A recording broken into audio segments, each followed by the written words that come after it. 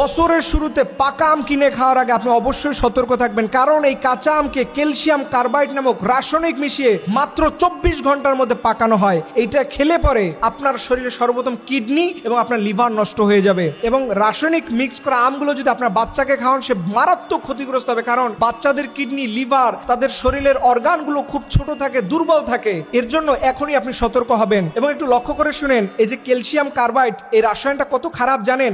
এখান থেকে একটা গ্যাস বের হয় যেটা নাম হচ্ছে অ্যাসিটিলন। এই অ্যাসিটিলন গ্যাস দিয়ে কি করে জানেন? লোহা কাটে। এই যে দেখছেন না, গ্যাসের সাহায্যে যে লোহা কাটা হয়, এই গ্যাসের সাথে যে এক্সটার্নাল একটা রাসায়নিক মিক্স করা হয়, সেটা নাম হচ্ছে অ্যাসিটিলন। এই অ্যাসিটিলন সেইটা পুরো আমের মধ্যে ছড়িয়ে পড়ে। মাত্র 24 ঘন্টার মধ্যে একটা কাঁচা আম মুহূর্তের মধ্যে পেকে যায়। এবং এই আলোচনাটা করার উদ্দেশ্য হচ্ছে, আমি আমার দেশের মানুষকে বাঁচাইতে চাই, কারণ এটা বাংলাদেশ।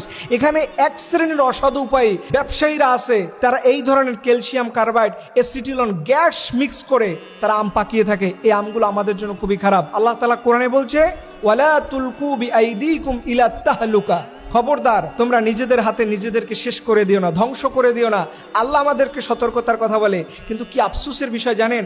আমরা এমন একটা দেশে জন্মগ্রহণ করছি, যেই দেশে খাবারে এত পরিমাণে বিষ মিশানো হয়, যেটা পৃথিবীতে অন্য কোনো দেশের নজির আপনি দেখাইতে পারবেন না। এর জন্য যখন আপনি আম কিনবেন, অবশ্যই সরকারের যে একটা চার্ট আছে, এটা লক্ষ্য করবেন, কোন আম কখন পাকবে, কোন আম কখন বাজারে আসবে, এইটা দেখে আপনি আম কিনবেন। এবং আম কেনার আগে একটু দেখবেন যে এটা ন্যাচারাল ঘ্রাণ নাকি আর্টিফিশিয়াল নাকি রাসায়নিক মিক্স করা, এটা বোঝা যায়। এর জন্য আল্লাহ তাআলা যেন আমাদের সবাইকে যে কোনো খাবার কেনার আগে সতর্ক থাকার তৌফিক দান।